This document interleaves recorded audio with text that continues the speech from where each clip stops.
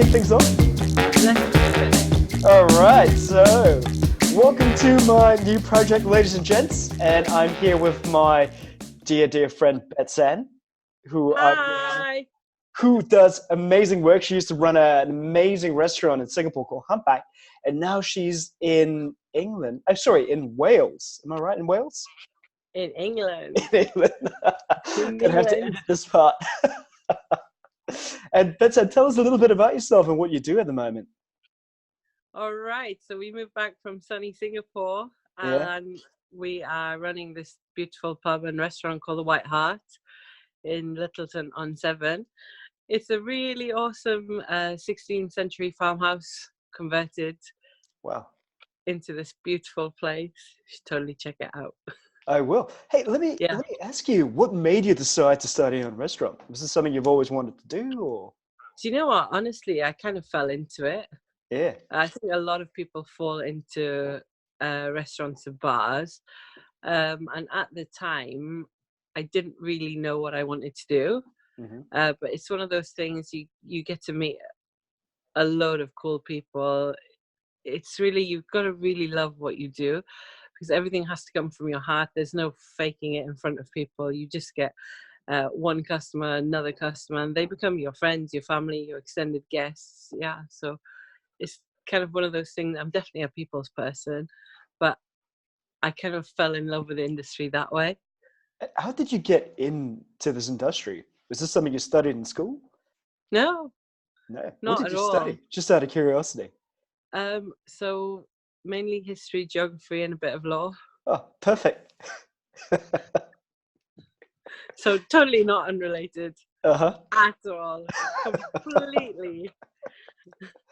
So how did you end up in F&B then? I'm curious. I got a part-time job in a pub, Mm. and that's how this all started. Yeah? Yeah. Wow. And what was your first experience like? Oh man, quite chaotic actually. Yeah. So, not naming any names or places, but yeah, it was a bit like Faulty Towers. Wow. Nothing works. Did you have a proper basil? If we had a proper basil. Wow. But fun times. But it also made me realize what I shouldn't do. Mm-hmm. So yeah, I think it kind of evolved from there. So you generally work in better and better places, and then boom, it all clicks one day. And what kept you going? It's just the love for what we do, and the love for the products we use, and the happiness that people get from the experiences that we give them. Mm-hmm. So it's just something simple as recommending a wine that no one's ever tried before, even heard of, and then realizing that they actually really like it. Mm-hmm. Or taking an amazing plate of food out that's just blown someone's mind, singing happy birthday to someone when they don't even know that you know it's their birthday. Just small things like that. Just, gives me great pleasure. It's the customer experience. Yeah, absolutely. Oh, I really remember those times. I think it's very similar for me when I started as well. It's just that connection that you build with all the people that come in. Yeah, absolutely. Yeah. And you don't realize how much of an impact you have on their day until you've been on the other side of it. And then you think, wow, is that what you do every day? Mm-hmm. And then it really hits home sometimes, or you really make people happy. So yeah, it's a pretty cool thing. It's pretty special. Yeah. And what has been do you have a favorite experience from a restaurant experience that you've had that was really remarkable for you, that you've either given or that you've received? Apart from when you visited me.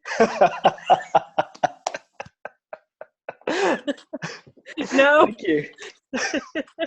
I'll never forget when you gave me a peanut butter cake and sang me happy birthday, even though it wasn't my birthday. That really made my day. I thought you deserved an extra birthday. And the cake just made it feel like a birthday. So it was just one of those occasions where we needed an extra birthday. Mm-hmm. We didn't really need an excuse, but it kind of brought the experience together. Let's have another birthday for you. That was fun. But I mean, I guess for me as an experience, yeah, I've been to a few places where I've been really blown away, but you can take the food and the wine and the drinks out of everything. It's always about the people. Mm-hmm. So it's the people that will always give you the better experience or the amazing experiences. All the others are just added little extras. I mean, okay, people make food, people make wine, but you don't necessarily see those people. So Mm-hmm. once you have that great server or a great manager just blowing you away, it kind of totally makes your day, doesn't it? Mm, definitely. And what makes a good server? Just it's just an individual thing, isn't it? Mm-hmm. I wouldn't For say you. there's a certain set of tricks that make you a good server. Mm-hmm. Okay, we can all tick boxes, but you've got to have the personality and the passion and the Mm-hmm. right attitude. It's a job you've got to love to do. Because let's face it, we're not the best paid, are we? No. But We yeah, work very long hours, yeah. yeah. But you really got to love people and love what you do, and just be committed to the cause of making people happy. Mm-hmm. It's one of And the what about fun things. as a manager? What do you think makes a good manager for a restaurant? Oh man. See, you're asking me tricky things here. Yeah. I honestly I can't answer that question, but uh, for me, it's all about the guest. You've Mm. got to listen to your guest. You've got to talk to your guest, and not that you've got to really value the people you work with, Mm-hmm. because actually they're the ones that've got your back Mm. through these 70 hours that you work or whatever it is, and they become like an extension of your family. Mm-hmm. So it's the people you spend more time with than you do with your husband or your kids or Whoever. whatever it is. But yeah, these are the people that have got your back. It's like one weird little industry, isn't it? Oh, definitely. It Yeah. is a family. But how do you keep people together like this? Because I imagine there's a lot of, you're going to put a bunch of people together for an extended amount of time in a place where you're constantly working hard, like egos and stuff tends to kind of clash. How do you maintain that sense of calm? I think it's just creating a culture where everyone feels comfortable Mm-hmm. and safe in. I mean, it's not the easiest of environments to work in, and it Mm-hmm. can get quite stressful, but uh, these are the people that will be there with you until 3 a.m. and they have every right to be treated uh, amazingly well, just as you would your customers. It's just about I think the F&B industry has changed a lot, where it used to be more about, we need to work hard, work. But actually, no, it's more about having fun. And Mm-hmm. if you have fun, you get to have fun. Mm-hmm. So I guess as a team, you deliver that whole experience, don't you? Mm. Absolutely. No, Wow. so yeah. That's good. That's really good. I really like that. Um, so I wanted to ask you, how did you end up in Singapore of all places? Oh, my dear husband Mm-hmm. decided that he would like to go and work abroad. Mm-hmm. And so there we went. Yeah. Yeah, it was just the first position that he really wanted to try was in Singapore. So that's where we went. Okay. It was He Singapore. picked Singapore. No, it was Singapore and New York where he preferred the job in Singapore. So that's where we went. Wow, that's quite a bit No of other a, reason. yeah. Better weather Yeah, too, I guess. yeah. Yeah. But And how no, was your I time love there in Singapore? Singapore. Pardon? Awesome. Yeah. Awesome.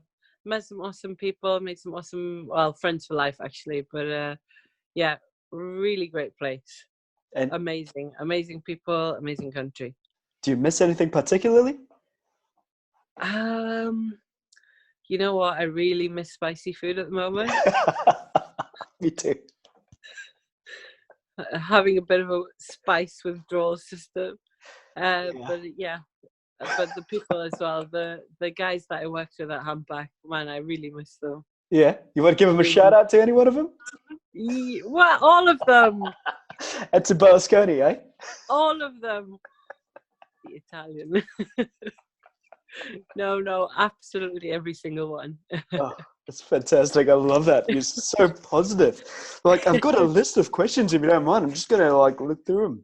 And I Go wanted for to it. ask you, what does What does what does a successful restaurant look like to you?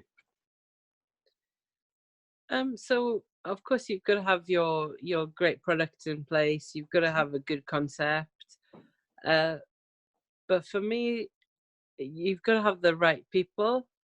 Mm, You can't do anything without the right people. I can't stress this enough. If you don't have the right team or the right culture or the right attitude, you can't achieve anything. You hmm can have the best products in the world, but if you don't know what you're doing with them, or if you don't have people that are passionate talking about them, it's just essentially a nice product which you can go to a store and buy. hmm But people deliver experiences, not products. I love that. I hope you don't mind. I Absolutely. have to quote you on this. People deliver experiences, not products. Don't quote me on that. No, but it's really good. I mean, really, you just taught me something about myself and what I'm going through as well by switching careers and trying to find my place. And the reason I Yeah, started this was because I tried to ask myself, what am I really, really passionate about? And yeah. the F&B industry just kept coming up and up and up. And I figured, like, why not find a bunch of passionate individuals and ask them what inspires them? Yeah. And you Mm, give me answers which remind me of why I started in the first place or started doing even awesome. this new project. Yeah. Cool. Yeah. Hey, I Well, wanted to thank ask you. you, what makes you happy? Me, Yeah. everything. Everything. Yeah. Like getting up in the morning, seeing the sheep outside. Really? That, wow. Yeah, it's just like life in general, isn't it? Mm-hmm. But I think yeah, we need to be grateful in life, like the small things, Mm-hmm. just really simple things that make you happy, like just taking the time to appreciate what we have Mm-hmm. and being more fortunate than others. So I think in general that makes me happy. That's lovely. And Yeah. if I were to ask you, what do you believe in? How would you answer that? Oh man. The first thing that comes to your head. Uh, I believe in humans. Okay. Interesting. Yeah. Wow. I wouldn't say I believe in a higher power or anything, but yeah, humans are awesome. Mm-hmm. Nice. No, no. I think we can achieve great things. Yeah.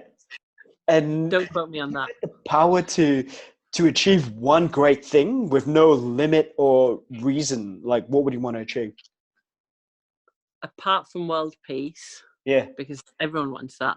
Um, maybe not Trump, but everyone else wants that. What would I want to achieve? Like something great, right? What would it be? Oh man. Oh, but this is totally selfish. Yeah, Can I that's the be whole point. selfish? Absolutely. You can be whatever you want to be. Why don't we have unicorns in the world? I was waiting for this answer. Absolutely. Why not, right? I don't. Yeah. I mean, rock on.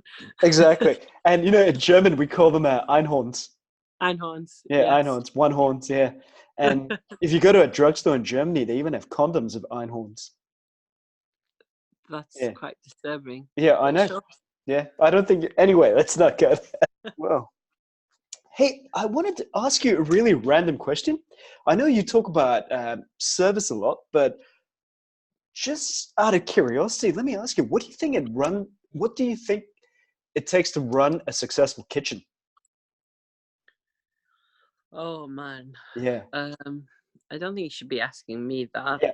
I'm just curious because you come from the service side, so you Uh, see it from a different perspective. right. Okay. Yeah. From my perspective, you need the right person at the top of the kitchen. hmm So, you need a chef that's passionate, that knows his product, and also can deliver things that you wouldn't expect. hmm So just because you've got the most expensive steak doesn't mean it's going to be any good. You Mm. can have the cheapest cut of meat and then deliver the best experience because it's something that maybe no one's explored before. hmm So, I mean, you have good products in place for a reason, but if you can do something that delivers the unexpected, it's gotta you gotta have that chef with the right creativity and the right mindset to see what people respond to, Mm-hmm. I guess. That's a fantastic answer. Wow. I love what you But said. yeah, I think that's it. Yeah. Wow. Yeah, that makes sense. Does it? That totally makes sense. Yeah, but it's true, right? Like, how many times do you go to a restaurant and you order the most expensive thing and it turns out to be such a letdown? And it could be even Yeah. with wines, right? And then you I try mean, something that's dirt cheap and boom. I'll use Singapore as a perfect example of this because I find that I periodically went to restaurants in Singapore, and then if it's got truffle on it, doesn't matter if it's fries or foie gras, people Mm-hmm. will buy it because it's perceived to be Truffle. a good product.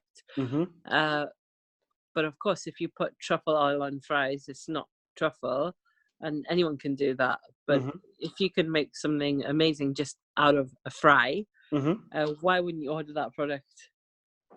That's true. People, we don't necessarily need to follow these trends. We just need to like listen to what other people can offer us as well. Mm-hmm. But yeah, crazy. Hmm. What's the best thing you've ever had with fries, or the best we've ever had fries? Mayonnaise. I love fries and mayonnaise. Yeah, with some ketchup on the side, and then you're done. Oh, Yeah, oh, yeah.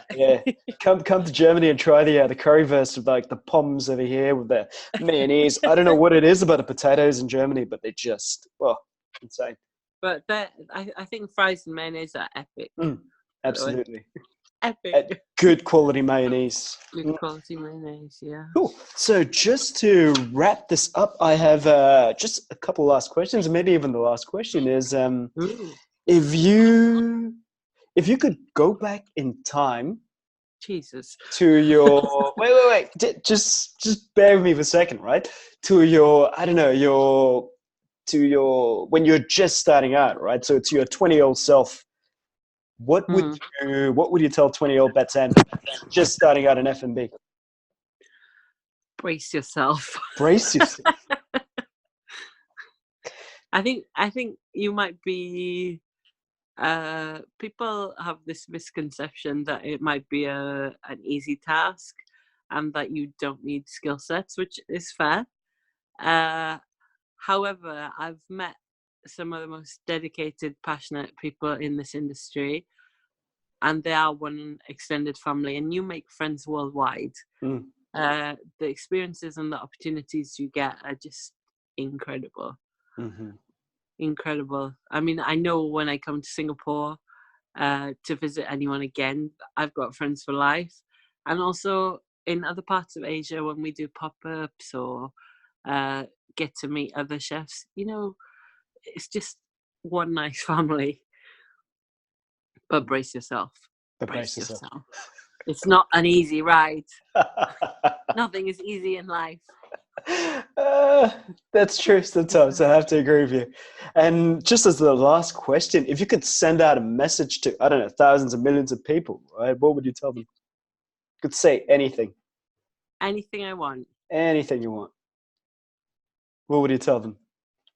I'm going to say three things. Yeah, go ahead. Unicorns are awesome. Yeah, that's good. Very important. Second, make the most out of life. It's very short. And three, if you're ever in Singapore, go and find Silvio and disturb him until the end of time. And if you want to know who he is, contact me, please. Please disturb this man until the end of time. I think, But on a serious answer, if I could go back in time, mhm. really, oh man, maybe Trump couldn't be born. He can be unborn. We can find a time machine for this. It'd be an interesting way to see how the world would have changed if he wasn't there. Yeah, or if things would still be the same. I don't know. That's kind of a deep question for 3 o'clock in the afternoon. Sure, I haven't had the wine today to deal with that kind of question. This is more But, of a 1 a.m. question. We'll have to revisit this question at We'll, another we'll, time. we'll do a late night version of this where you have a bottle of wine, I have a bottle of wine, and we just talk and we keep the camera rolling and see what happens. Christ Yeah? alive. I think it'll be very interesting. Why didn't you think of that before? You know, You want people to pour their hearts out. Hey, Don't do that to Polo. Don't do that to Polo. He did a great job, and you will see. No, I mean as with well. the wine. Don't do that. No. I imagine, yeah, he loves yoga too much, and it's great. You know, we keep him that way. Oh, mental. Cool. Wow. Awesome. Thank you very, very much, Betsan. Like, wow, your time's been super valuable. And where do people find the White Hart? In a little village called Littleton-on-Severn in Bristol. Wow. And you guys are open every day? Mostly, yeah. Yeah. And if somebody asks, where do you get the name White Hart from? Oh, it's just... come over? No, do you know what? I think there used to be some... Oh, actually, don't quote me on this. I might be very wrong on this. There used to be a certain law that you could only call pubs a certain amount of name, but I think it might be the most popular pub name in the UK. And it's probably been the White Hart for years and years and years and years and years. Yeah. And consequently, will always remain the White Hart. Perfect. And what should people try when they come? Oh, man. Everything. Anything that Mark cooks. And by the way, Mark is the head chef and her lovely, beautiful man. Woo! Yes.